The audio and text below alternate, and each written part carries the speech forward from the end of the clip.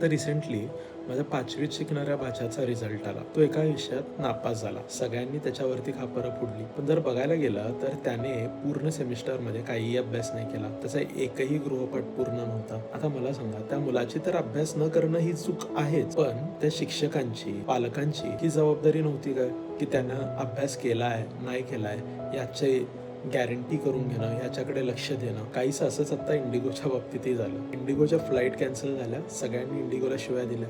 Regulations येत होते, तुम्ही प्लॅनिंग नाही केली, हे नाही केलं, ते नाही केलं, अमकं नाही केलं, तमकं नाही केलं. पण जर रेग्युलर रूल्स पाहायला गेले तर इंडिगोला रेग्युलरली DGCA कडे फायलिंग करणं कंपल्सरी होतं. या फायलिंग्समध्ये ही DGCA ला दिसत होतं की इंडिगोचा अभ्यास झालेला नाहीये, इंडिगोची तयारी झालेली नाहीये. तर ही तयारी करून घेणं DGCA ची किंवा सरकारची जबाबदारी नव्हती का, यावरतीही थोडासा विचार करणं गरजेचं आहे. इंडिगोची तर 100% चूक आहे की एक रूल्स येत आहे, एक रेग्युलेशन येत आहे, त्या बाबतीत तुम्ही तयार राहणं गरजेचं होतंच. तुम्हाला काय वाटतं? कमेंटमध्ये सांगा.